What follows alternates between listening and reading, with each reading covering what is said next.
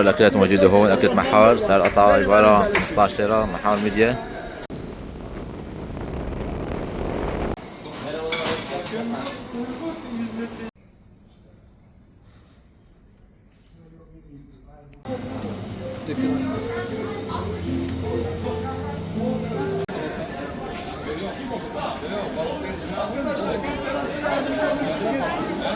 Arkadaşlar balık yiyecekseniz gelin siz burada alın gel. أشهر المطاعم موجودة في منطقة كراكوي.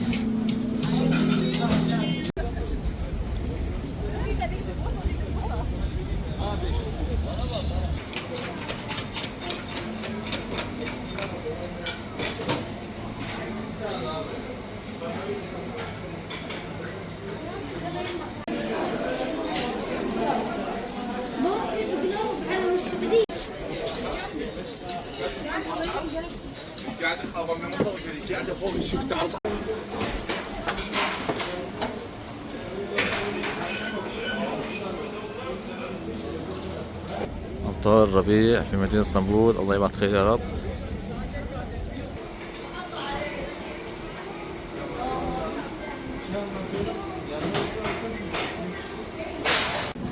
Aziz sana da boykot. From the quality here bak you know. ما شاء الله ما شاء الله. Bak.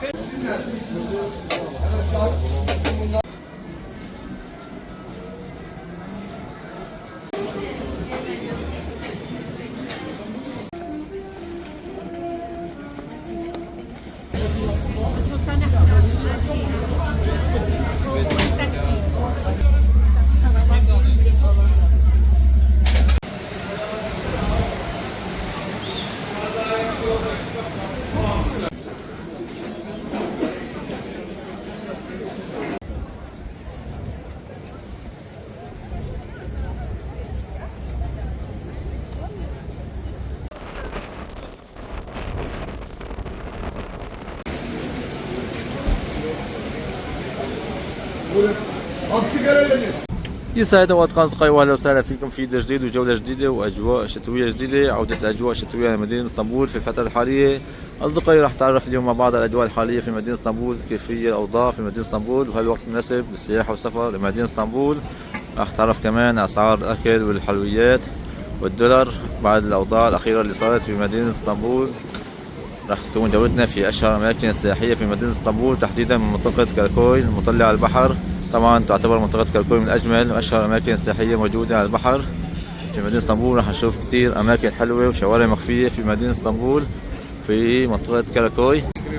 طبعا أصدقائي كان في اليوم أمطار في مدينة اسطنبول. الله يبعث الخير يا رب. درجة الحرارة في اسطنبول هي 9 درجة مئوية، أجواء ممطرة بهي الفترة. الله يبعث الخير يا رب. طبعا حسب الأرصاد الجوية راح تستمر أمطار لفترة أسبوع في الجاي على اسطنبول بهي الفترة. يجيب معهم ملابس شتوية. طبعا الجو كتير بحير في مدينة اسطنبول. اليوم عم بكون مشمس ويوم ممطر، فالله يبعث خير يا رب. طبعا أصدقائي قبل ما نبدأ جولتنا لازم نتعرف على أسعار الدولار. ارتفاع جديد في أسعار الدولار. سعر الدولار اليوم في تركيا هو 38.35 وسعر اليورو 42.15.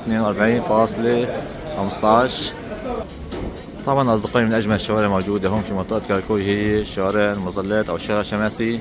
موجود كمان عدد المطاعم والكافيهات موجودة في هذا الشارع. طبعا في كثير من الأخوة العرب اللي بيجوا لاسطنبول ما بيزوروا هذا المكان أو هي المنطقة. طبعا هذا المكان موجود جانب محطة كراكوي، محطة ترامواي كراكوي. طريقة الوصول كثير سهلة لهي المكان. وهي طريقة تحضير البيتزا. طبعا البيتزا هيك بيجي شكلها. سعر القطعة هون عبارة عن 190 ليرة. في منها بالجبنة، في منها بطاطا، في منها بالسبانخ. طبعا أصدقائي من أقدم الجوامع موجودة في منطقة كراكوي أو في اسطنبول جامع يرتي، جامع شريف، تم تأسيسه عام 1700 53. هذا هو شكل الجامع. طبعا الجامع موجود تحت الأرض، في كثير مداخل ما شاء الله، أقدم الجوامع التاريخية في اسطنبول. طبعا موجود هون أحد قبور الأولياء. هذا هو الضريح.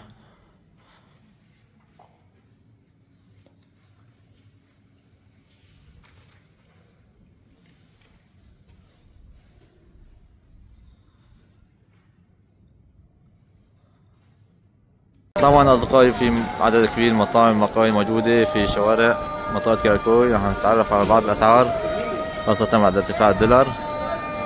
هي بعض محلات لبيع سندويش السمك التركي مشهور هون. طبعا أكلة سمك مشهورة كتير هون في شوارع كراكوي، سمك البحري. صار سندويش هون عبارة عن 230 ليرة. هون أصدقائي من أشهر المطاعم هون موجودة لبيع مشاوي وبيع كباب مشوي على الفحم. هو المطعم مطعم جولدين. نشوف بعض الأسعار.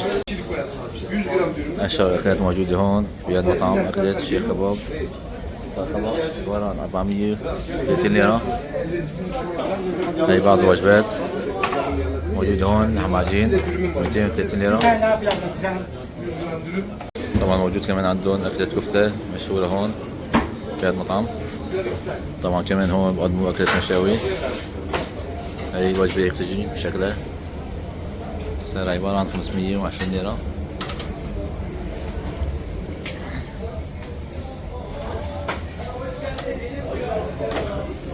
مطعم كتير نظيف ما شاء الله، كتير من الجانب. طبعا أصدقائي إذا حبيتوا كمان تجربوا أكلة الشوربة التركية في هذا المحل كمان عنده عدد كبير من أنواع الشوربات. في عدد كبير من أنواع الشوربات ما شاء الله بداخل هذا المحل. سعر الطبق ببلش من 140 ليرة. الشوربة باللبن، الشوربة باللحم كمان.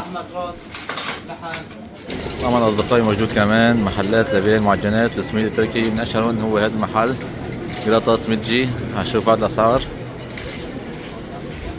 طبعا سعر قطعة السميد عبارة عن 15 ليرة. هي بعض أنواع المعجنات. هي أكلة الأشمة. هي سميد تركي بقدموه بالعياد. هي أكلة سميد مشهورة في الشوارع اسطنبول، شوارع تركية، سعرها 15 ليرة.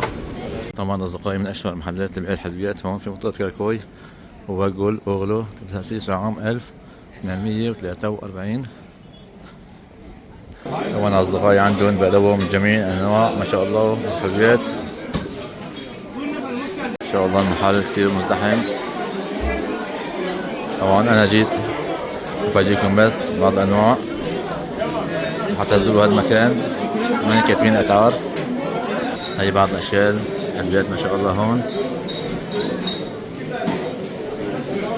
بقلاوة الفستق، بقلاوة بالجوز، أنواع أول مرة بشوفها ما شاء الله بهذا المحل.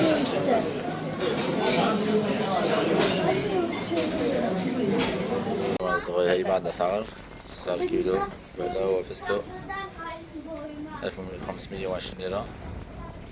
سعر فنجان قهوة عبارة عن 65 ليرة. كمان كاسة الشاي 15 ليرة. سعر كيلو بقلاوة بالجوز 1180 ليرة. بقلاوة الصادق 640 ليرة. سعر برجر بقلاوة 325 ليرة. طبعا أصدقائي موجود عدد كبير كمان محلات في هذا الشارع. شارع كتير حلو هون في منطقة كراكوي. في بعض المطاعم إذا حبيتوا تتغدوا كمان. محلات لبيع الحلويات خاصة حلويات هنتاب. طبعا مول جلاتا بورت قريب على هذا الشارع. هذا هو مطعم علي بابا كباب مشهور هون في منطقة كراكوي. هي بعض الوجبات موجودة أمامنا ما شاء الله مثل ما شايفين. كباب، مشاوي، شاورما، فطور بهذا الشكل. سعر الوجبة هون ل4 أو 5 أشخاص عبارة عن 3000 أو 4000 حسب الأكل الموجود. طبعا أصدقائي من أشهر المحلات هون الموجودة لبيع الكنافة محل عنتاب. راح نشوف كيف الأجواء داخل المحل. هاي بعض الأطباق ما شاء الله موجودة هون.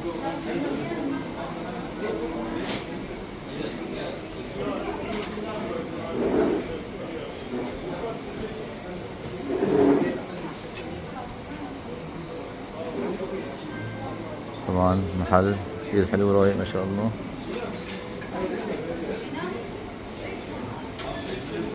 الله أصدقائي، راح أتعرف على أفضل وأشهر محلات لبيع كفتة اللحم، محلات أساس. راح نشوف كيف هي الأجواء، بعض الأسعار إن شاء الله. ترتيبهم كتير حلو مثل ما انتم شايفين، مطعم مزدحم.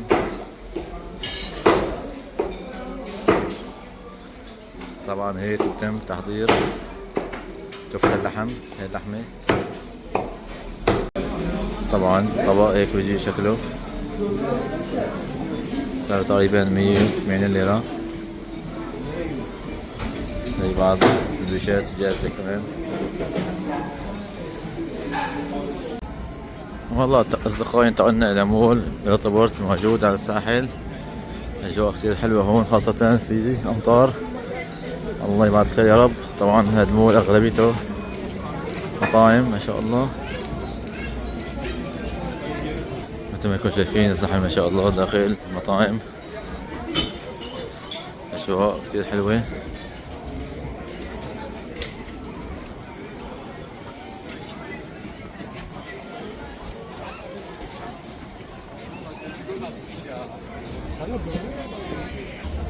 طبعا المناظر كتير خرافية على البحر مثل ما انتم شايفين. هي أمامنا برج شمالجة، الطرف الثاني جسر بسفور. الصور بتكون هون خاصة بالليل كتير حلوة مع المطر. سبحان الله غير الأحوال. الصبح كان الجو كتير حلو، لكن الله بلشت الأمطار، صار الجو بارد. طبعا الجو بحير، خاصة الأخوة العرب اللي جايين من اسطنبول، فبيحتاروا شو بده يلبسوا أو يجيبوا معهم ملابس، لأن اليوم ممطر، اليوم مشمس.